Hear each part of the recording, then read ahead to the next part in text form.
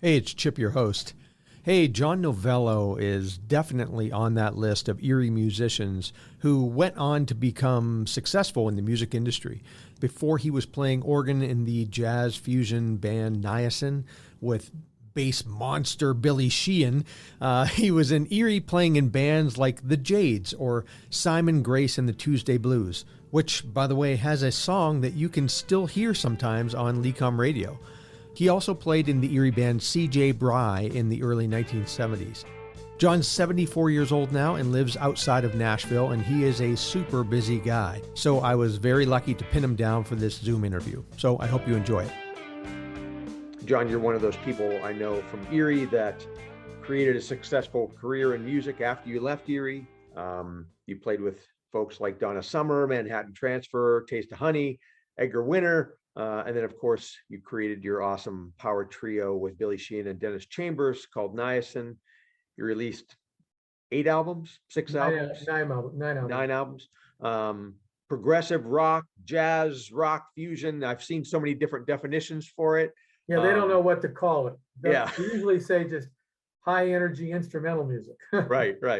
So you've had a ton of success with them, but obviously, this being a Erie Music History podcast, we're going to test your memory and take you back to when everything started back in Erie, Pennsylvania. So talk to me a little bit about that. I've seen the picture of you, I think at Markham's Music with all the accordion kids. Right, yeah. You look like you're 10. Yeah, I don't know how old I was. I probably was 11 or 12. I first started in the music music on the accordion, Italian Catholic family, and play the polkas and the things and the Italian songs, and did that for 3-4 years. But what's great is, rest his soul, Basil Ronzitti was quite a fixture around town. I was studying from his dad, Mose Ronzitti, and then Basil came back from the army and he was playing jazz piano, and Mose was winding down. So he says, I'm going to let you study from my son. And then Basil started teaching me some serious stuff. And Basil also did transcriptions of famous classical works for the accordion. And that's what you saw there. That was like an accordion choir. Yeah. And so at a young age, I didn't even know what I was playing. We were playing Mozart, Beethoven, and Bach, and Stravinsky, and all these things, which was enriching my mind compositionally. And then my sister got a piano one day, and I started trying to play the piano. I didn't know what to do with my left hand because we was used to playing buttons, And but I started falling in love with the piano. Don't have to have this 32-pound monstrosity on my shoulders. And then I got interested in music. Bands were starting to come out then and hit records, and that excited me. And I went, geez, I'm a musician. I wonder if I could do that. And I ended up getting invited in this band called the Jades. That was my first band with Mike. How old were you at this point? You are testing my memory. That's all right. I might have been in 11th or 12th grade. Okay. And where at? What school? I was at prep. I went to prep. Okay. All right. Cathedral Prep. All right. Catholic boys school. I've interviewed a lot of prep guys on this this podcast that went on to be musicians. So yeah. So then I really gravitated towards that like a fish in water. I started being the leader of the band, and I was the only one sort of trained. And so Basil would help me write out charts and go to the band. And we were a cover band, we weren't doing any original stuff. And did you have a B3 at the time? No, not yet. I had a Cordavox. A Cordavox, okay. Only I had a different version called a Corgon, which was an Italian version of Cordavox. And the reason why I got in that, because Jerry Lewis and the Playboys, which shows you my real age, This Diamond Ring was a huge hit, and they were the only band that had an accordion in it. And since I was already playing accordion, I begged my mom and stuff to buy me the accordion, bless their souls, because it was so expensive in those days. But if I didn't have that, I wouldn't have been asked to play in the band. How big was this thing? Oh, it's just a regular accordion.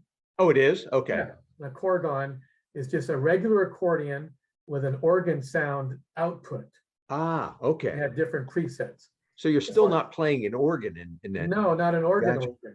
But after playing in a year, I started to get all the record copies we were doing of other bands had B3s in them. Steppenwolf and Emerson, Lake and Palmer and Brian Auger and Right. the Young Rascals and what's the band? The Tower of Power, Earth, Wind, and Fire. Everybody had B3s, and then all the soul bands, Sam and Dave, Wilson Pickett, you name it.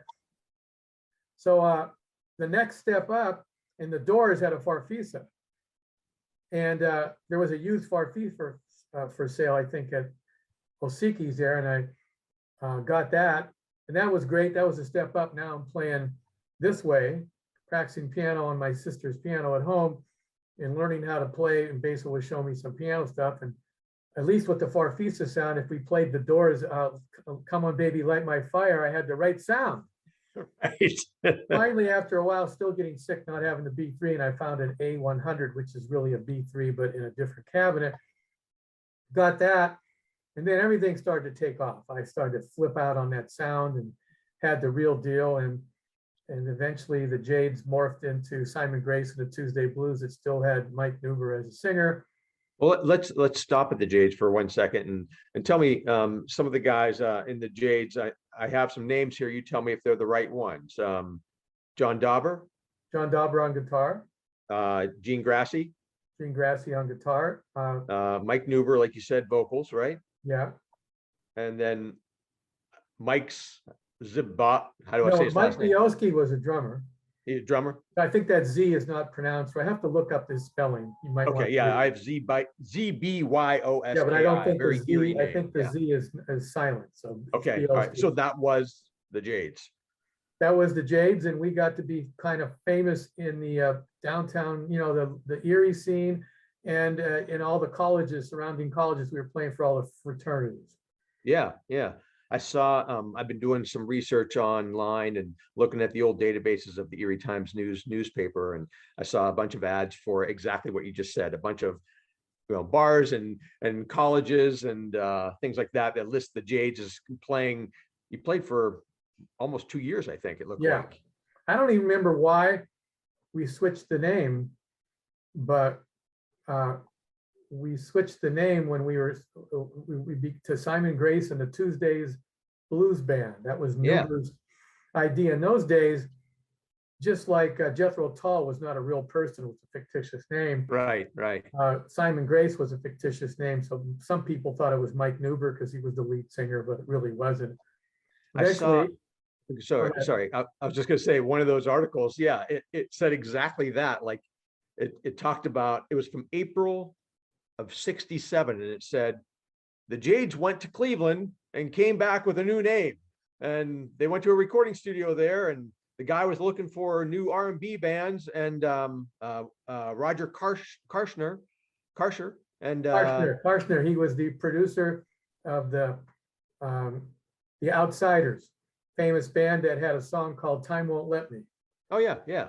They said he was looking for new bands, and you guys sent them a tape of Out of Sight, and about a week later you were auditioning for Round Records, a subsidiary for Capitol Records, and the audition was an actual recording session, it says, and within 3 hours of arriving, it said that you guys had to learn this song, You Won't Catch Me Working, and it was written by a guy from a Cleveland band, the Dick Whittington Cats, and this blows my mind. Like, you go to Cleveland, and but that story is not quite right. It's close. Oh, okay.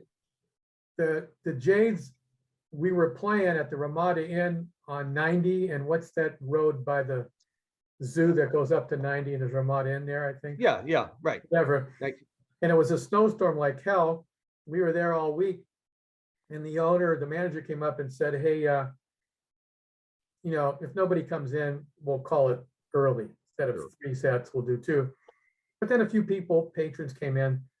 So he goes, hey, why don't you just do a short 20-minute set? Because it was really bad outside. Blizzard, snow drifts all over the place.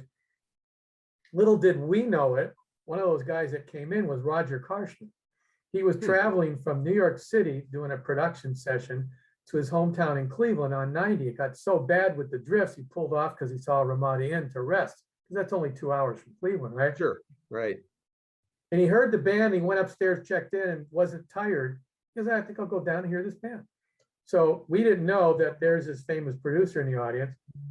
So he hears our 20-minute set, and he comes up to me, saw from my signs that I was probably the leader. He walks up and he goes, "Hey, my name's Roger. I just checked into the hotel. I really like your sound. Are you guys signed with anybody yet?" We didn't even know what that meant.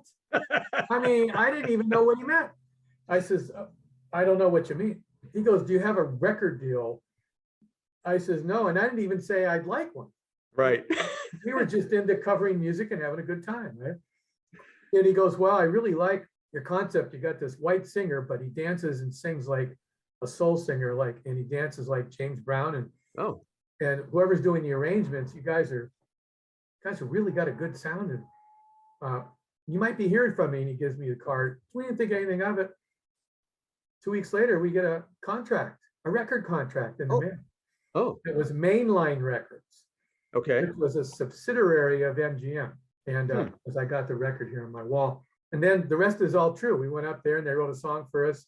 "You Won't Get Me Working." Some studio band guy wrote the song, and then those were the days of singles, 45s. And yeah, Right. B-side, since he was such a great James Brown cover, they said, "Let's do Out of Sight" by James Brown. They did the horn arrangements, and they released that single. In those days, you released a single and tried it out in the tri-state area regionally. And if it went well, you were going to do a full record. So 3 months, we released it. It went to number 7 or 3 or whatever, and in the tri-state area. And then we were on all these TV shows, the Steve Alimo show and this show and all these different, and be starting to become really famous around town because we had this record out. And there was another band that had a record out, Skip Niebauer and the RK4. Sure. So we were the 2 competitive bands that had records out. I think ours went a little further, but I'm not sure. But then all of a sudden, Mike Newber was scared of the war and the draft at the time. So unbeknownst to us, he joined the reserve, the Army Reserve earlier. And unbelievably, bad luck, right in the middle of that record, he gets called to do his 6 months duty. He was so scared, he didn't want to rock the boat. He probably could have delayed it for a while. We begged him and he never did. And so they took him. He had to go 3 weeks later, but we're in the middle of the record. So I didn't want to tell the record company in Cleveland. So I went out, because most of these TV shows were lip singing to the record. So I stood behind the Farfisa and lip sang it. Did a good job, but was hoping the record company wouldn't see it. Of course, one of the days they did. And Roger calls me up and says, "Hey, you did a great job lip syncing that. Where's Mike?" I had to tell him. He goes, "Oh man, that's not good. I don't know if the label now is going to pick up your option for the album." 3 weeks later, that was it. And I was despondent as hell, the whole company, and very upset with Mike a little bit, but he had to do what he had to do. So that's why you never recorded anymore, or did you record anymore? No, not with that. Okay. That whole thing was defunct. That was like God giving me a taste of the music biz, and then said, "You're not ready yet," which led me to get deeper into Basil and jazz and composing. And then I hooked up with Dr. Martin in Edinburgh. He ran the music department there, rest his soul. He passed away too. He taught me serious composition. And then that led me to form a trio, C.J. Bry. Now, the end of Simon Grace was still around for a while. We changed the name to C.J. Bry because Newber left and John Ems became the lead singer. Well, Simon Grace, explain that to me. Why did you just come up with that name, or? Yeah, I told you earlier, Newber came up with that name. Yeah, Newber just came up with it. It didn't mean anything. It didn't. And we were a very bluesy band, so Newber was always having fun creativity wise, and as a lyric writer, he just came up with that. And then Newber was not doing much anymore, so I got John Ems in the band. Yep. And sometimes they both showed up, like that thing, Brookside. They were both singing at that Brookside thing. Oh yeah. So that was one of the things that was called C.J. Bry now. And it was John Ems was the lead singer, but Newber showed up that night and sat in. Why was it sometimes I saw in ads for it, why did it have the word insanity after C.J. Bry? Originally, I named the band C.J. Bry Insanity. Okay. That was my name, just because I was being crazy. And then we dropped the insanity and just called it C.J. Bry. And C.J. Bry is just like Simon Grace, just a fictitious, didn't mean Yeah, anything? exactly. Yeah. Okay, all right. But then I was getting deeper into composition, and I was not happy anymore just covering, music like that, and started writing some stuff that was kind of out and wasn't enjoying playing stupid bar gigs and what do you call it anymore. I wanted to do more concert stuff, and eventually the rest of the band, I forgot why, fell apart in various different incarnations, and CJ Bry turned into an instrumental power trio, Right. which was Niacin eventually became a harmonic of that, because it was Durf McKeaton on bass, Jay Lewis on drums, and me on Hammond B3, and so that became an instrumental sort of experimental band. We were playing, we got famous all around town, but we were playing some very artistic art music kind of stuff. And before you did that, so when you're the 5-piece band, you're playing all around. And I saw the picture, by the way, of you up on the cross. Yeah, that's pretty out, huh? Yeah. And so that's during the Woodstock days, the yeah. days, yeah.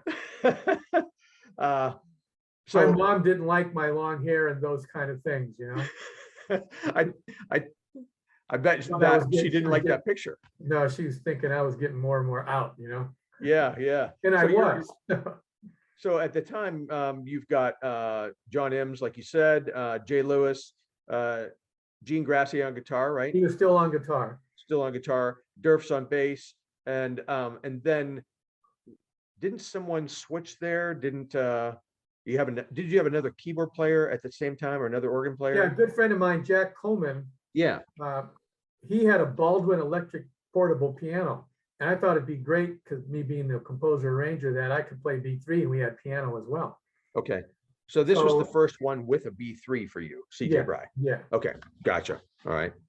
All right. And so you guys played around, you played, I saw the one message about you played some mountaintop rock festival in central PA. That was amazing. Iron Butterfly was on there, and all kinds of crazy bands in central PA, and we played outside. There was 7,000 or 8,000 people in a valley, and there was all kinds of we were the most unknown of the known bands. Yeah, I saw Sabbath and Cactus were on that bill Black too. Sabbath, Cactus with Tim Bogert. Yeah. Amazing. And so at the time, am I correct in saying, and poor Joe Scatella and Gary Bolt had commented about this as being maybe roadies. Did you really have 4 Leslies that you were carting around? Yeah, at one point I had 4 Leslies, because I was getting into, remember the guy, Michaels, what was his name? Lee Michaels. Yeah. Yeah, and he played bass on the left hand of his bass, because he had a separate biamp out, and he had 4 or 5 Leslies, and so did Sly and the Family Stone. And when I saw that, I liked that sound.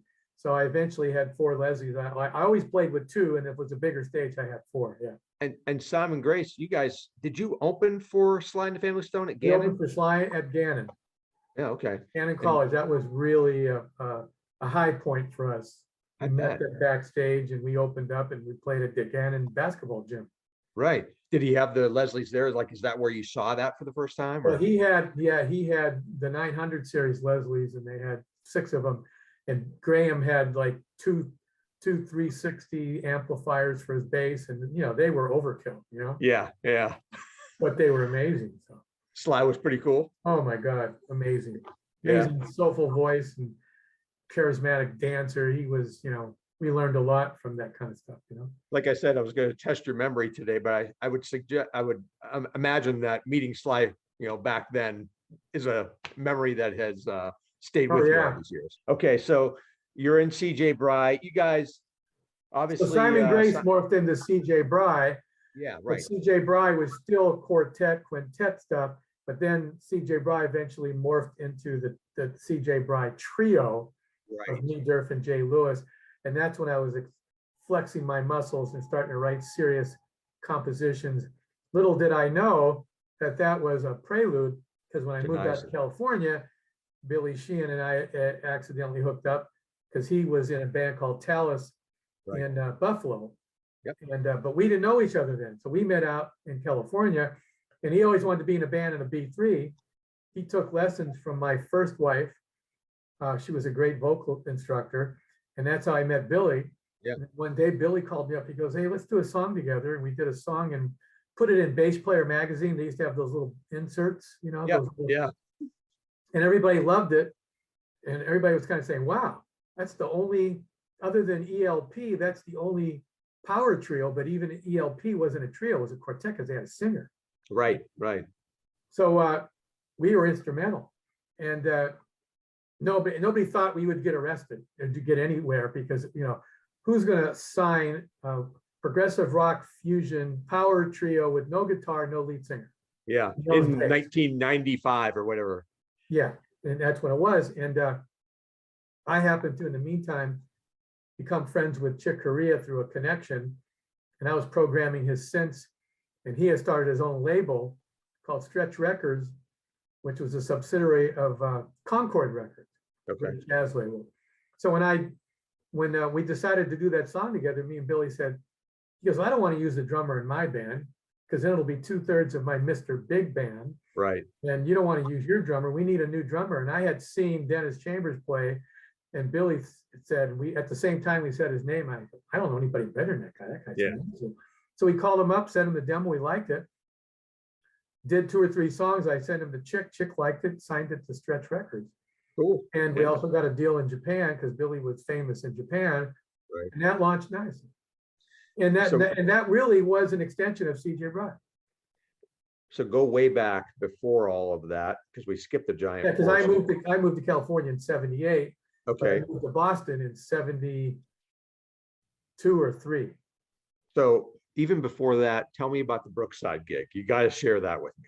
So that So was you're- the first time we're becoming entrepreneurs. Me and Gary Bolt and Mike Culver. We had already played Paderewski Park Yep. that people rented outside for weddings and things. Sure. And I even played there for, we were well liked by the bikers. And there was a subsidiary of Hell's Angels called God's Children. And all the bikers hired us, and we played outside Paderewski Park, and it was a whole drug thing and everything. Probably if I'm still alive, because I don't do drugs anymore, but I did my share in those days. And there was a lot of people there, and me and Gary got the idea, why don't we throw our own thing, since we're really the draw? Yeah. And so we did. This was before Brookside, and we charged $5 a head to get in, and we just put flyers up around town. This is at the Brookside Fire Hall. No, this is before Brookside. Oh, this is okay. All right. This happened. I'm setting up Brookside for you. Okay, so you're still at Paderewski Park. Yeah, so you pull off that one highway, and then you drive up this lane to Paderewski Park. Yep. And we are inside.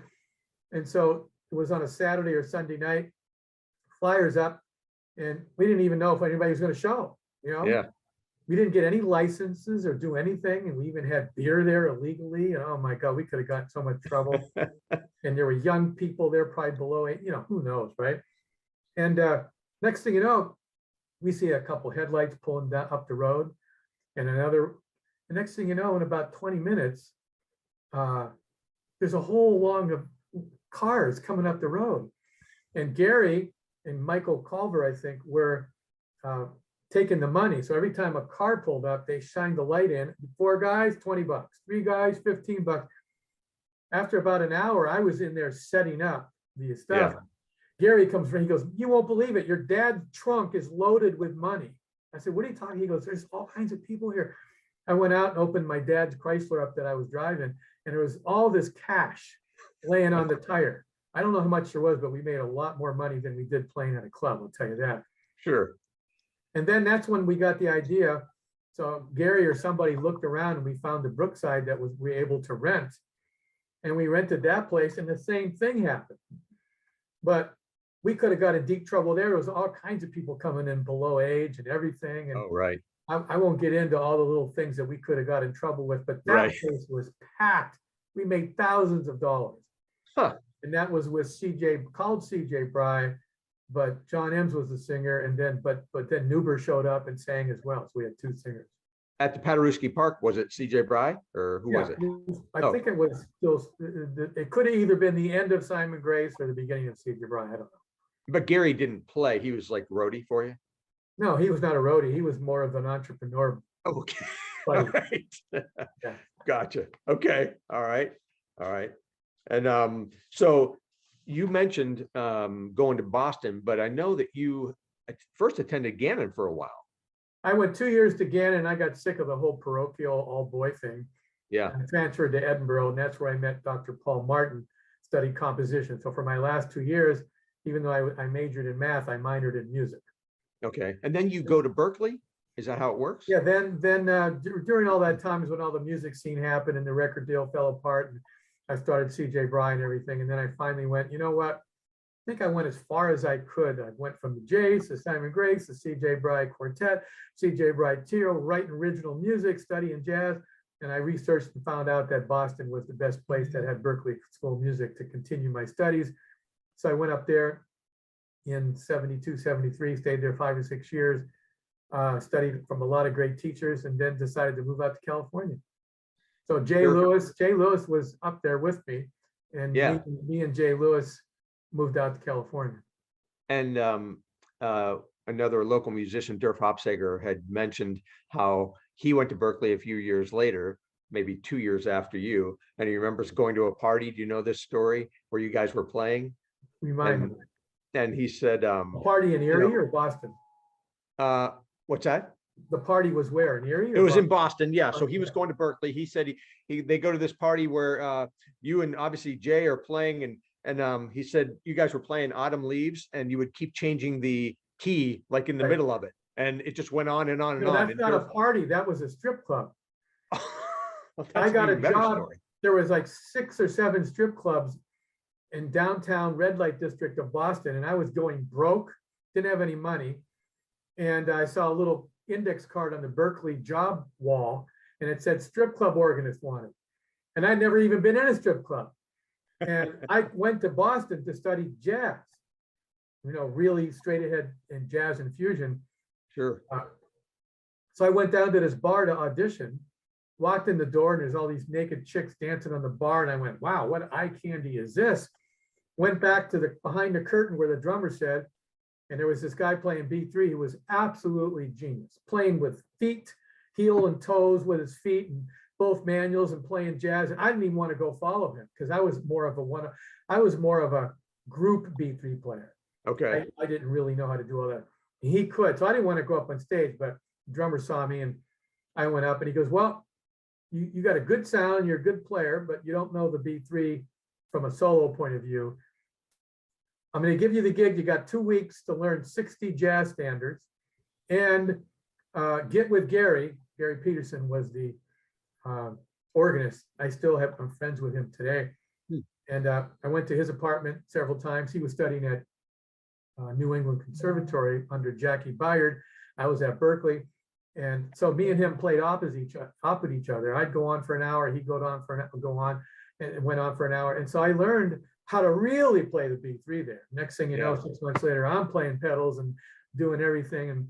And then at a certain point, the strip club thing started to die down. I was done with my studies at Berkeley, and me and Jay decided to move out to California. And then what happens? Do you guys stay together in some form? Yeah, a couple of gigs here and there, but he eventually moved to Palm Springs with his wife because he eventually got married. I came out with a girl, but we split up. And then I met somebody. The person I met was Gloria Rush. Eventually married her, and she's the one that was teaching Billy Sheehan. That's how the hookup happened to there. And I have, even to this day, I have 2 bands. I have what's called the John Novello Band, which is a quartet. Melvin Davis on bass, Eric Marienthal on sax, and various different drummers, no guitar player, just a quartet. And I had one record called Threshold with them, which is more fusiony with Marienthal and those guys. And then I put 3 records out in the last 6-7 years, 2009, B3 Soul, and then Ivory Soul, and then Crush, and then Good to Go. Good to Go, I had 4 top 10 Billboard jazz hits, but then with Good to Go, I had a #1 hit called good to go. Were you doing session work when you first got out there? A little bit here and there, but I was not ever I never broke into that. I did a few here and there. I was always more of an original guy. I always Okay. had original bands. And then for extra money, I started teaching on the side, which became very successful. And then that led me to write my books, The Contemporary Keyboards, which are now published on Hal Leonard. I have a whole line of videos, DVDs, and books. So when I started out today, I was reading the boilerplate, exclamation for you, excuse me. And, I listed those bands, Donna Summer, Manhattan Transfer. Hold on. Oh, I was doing side gigs.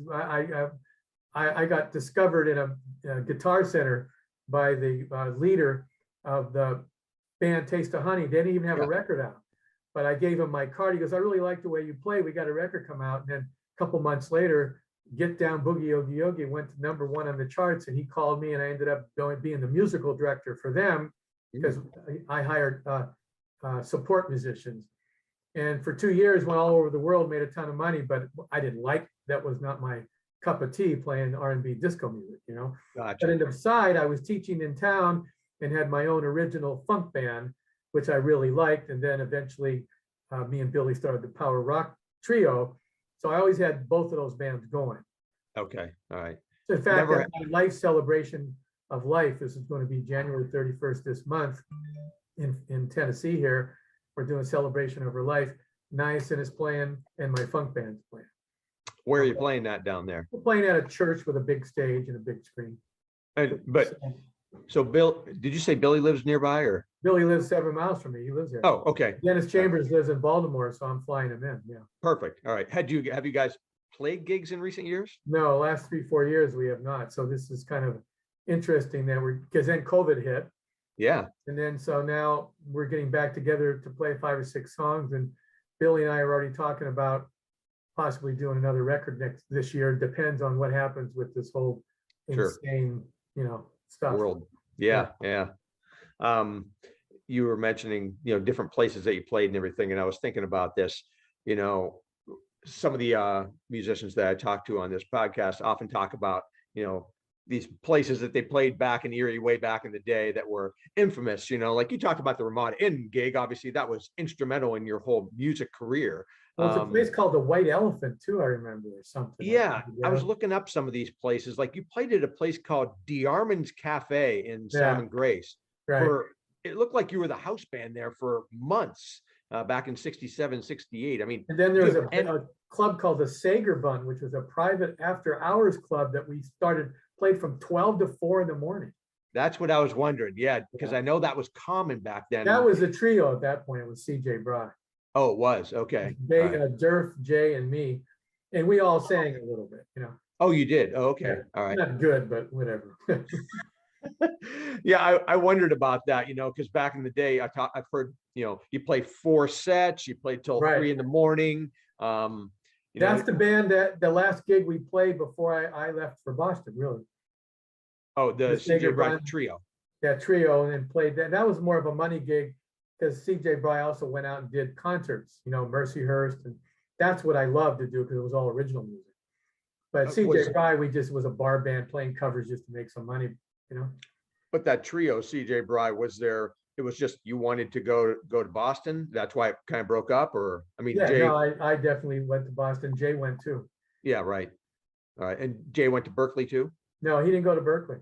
He just wanted to get the hell out of Erie, and gotcha. I got him the job at the strip club with me. Yeah. All right. And what I know, Durf still played for years. Did you stay in touch? He played in different local bands and general business bands, and then he, from what I heard, I haven't seen him in a long time. He ended up buying an apartment complex of 13 units and became sort of a landlord for his gig, and then he did music on the side. But I haven't kept up with him, so I don't know what he's up to. Jack Coleman, the piano player, he lives in Boston, and he started teaching at Berklee School of Music, and he plays regular bar gigs, stuff like that, and teaches part-time at Berklee. Do you still have any relatives here or in Erie? My sister. Oh, she's still here? My sister and their husband, and she has 3 kids. 2 kids still live there, and the other one moved down towards Pittsburgh area. So I was just in Erie a while ago because we did the burial service for my wife in Du Bois, where she was from. So I flew in, stayed at Gary Bolt's house, and then we drove down to Du Bois. So Gary's been Gotcha. always a close friend of mine. Yeah, yeah. Yeah, I didn't know if you ever got back and on a regular basis or if it was just stuff like that. Once or twice a year, Yeah, but now I may come back further. In fact, Gary's in South America for 2 months, but when he comes back, I'm going to go up and visit him because he's always been a car buff and always has great cars. He's got 5 or 6 cars. He just bought an F8 Ferrari, oh, which is just an amazing car. I got to drive it, so I'm going to come in. right, all right.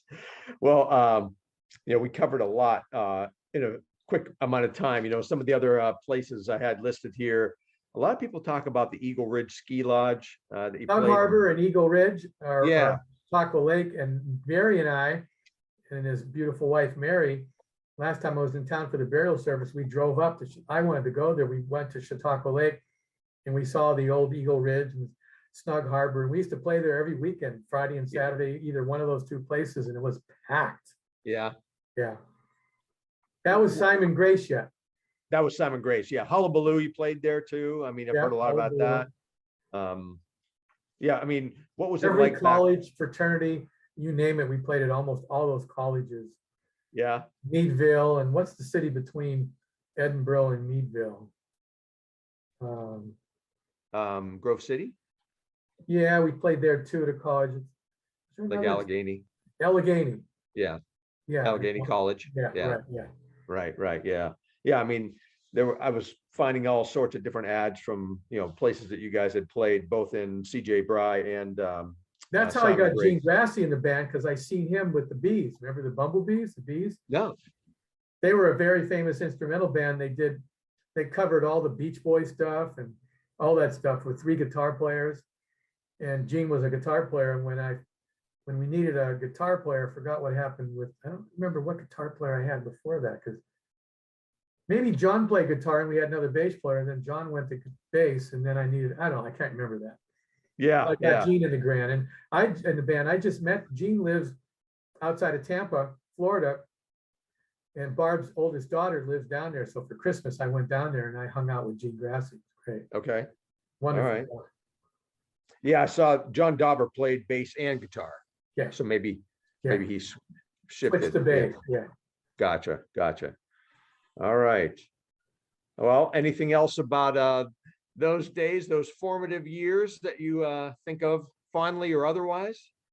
Well, I do think of them fondly. I got my solid grounding there at Ronzitti Music School with Basil, and some more grounding at Edinburgh College with Dr. Paul Martin, both who have passed away.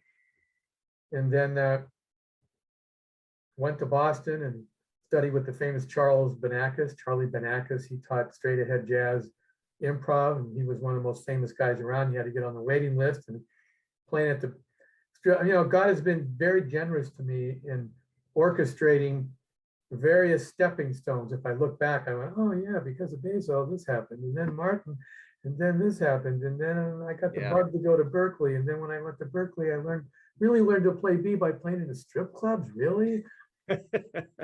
And then, all that stuff, and then went to California and got discovered in Guitar Center because I was playing a synthesizer and the leader of Taste of Honey. And then when I was in Japan, we were playing at the famous Budokan Concert Hall, and it was an R&B review. So Taste of Honey, Rita Coolidge, Al Jarreau, and then there was about 8 bands that were invited to play. And this is a really wild story about things hooking up. So one day I decided, had a day off, I'd never been to Japan, I wanted to go roam around by myself. I could have took the band limo, but I didn't want that. I wanted to just be on the subway. Gotcha. So I asked the concierge, where's the best Japanese food, not the hotel, the real neighborhood. She said, take that line all the way to a dead ends in the wharfs, about 10 miles, get off, and you'll be in a neighborhood on the Tokyo Bay wharfs. On almost every corner, there's a neighborhood Japanese restaurant. So I did, and found this one, walked in, it was about 2 o'clock in the afternoon, 2:30. Couldn't speak Japanese, they couldn't speak English, but they had all these pictures, wax pictures of the food, number 1, number 2. So I went up and Ichiban, pointed to it. And they brought this incredible food. And while I'm eating, this is an amazing story. A mug of beer comes in front of me that I didn't order. So I'm thinking she's confused. I ordered a lemonade, you know? Right. I said, no. And she goes like this. And I look over, two huge sumo wrestlers. I mean, 350, 500-pound guys. And they're watching Sony TV and they're gambling like Japanese do a lot, right? And I look over, he's smiling at me. And I'm going, geez, I'm not really a beer drinker, but this guy could squish me like a pancake and I'm by myself. So I grabbed the thing and I kind of nod my head, thank him, take a couple sips of beer. Then the food comes.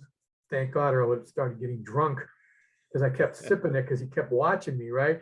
Next thing you know, another mug of beer comes. It's his buddy.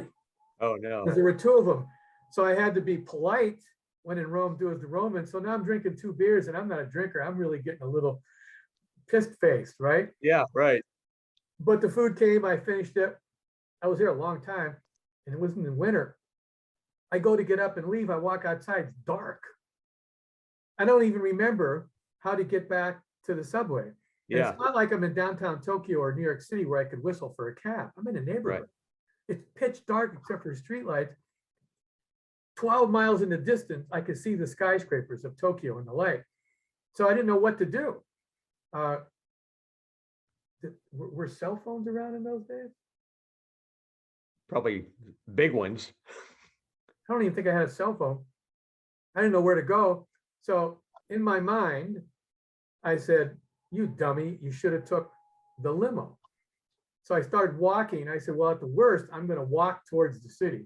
And I don't know what neighborhoods I'm going to get. I could be in the ghetto shortly. And God knows there's Right. only white American. And my mind's going crazy. Jesus, you guys dropped a bomb on these people and you're walking alone at night in wherever. Tokyo's 12 miles away. I started heading. I didn't know what to do. I said, maybe I'll run into a busy street and I can find a cab or a phone or whatever. I only went about 3 or 4 blocks. Remember, I said, geez, I should have took the limo. All of a sudden I hear to the right, coming from my right, and hey, white boy, do you need a ride? Thinking I'm here, and I turn around, there's a stretch black limo. The window's down. I can't see inside who it is. Yeah. Female, right? So I look and I go, who's that? Who do you think sticks her head out the window? And what are the odds of this? Donna Summer. Oh, geez. Because she was one of the acts invited. Right. So she had went to the same concierge, talk about coincidence and serendipity and everything, and said, hey, where can I get the best Japanese food? She said the same thing, only she was smarter. Yeah. She took her limo, I took the subway. And I said, wow, what are you doing down here? And we hadn't even met yet. She just seen me rehearse.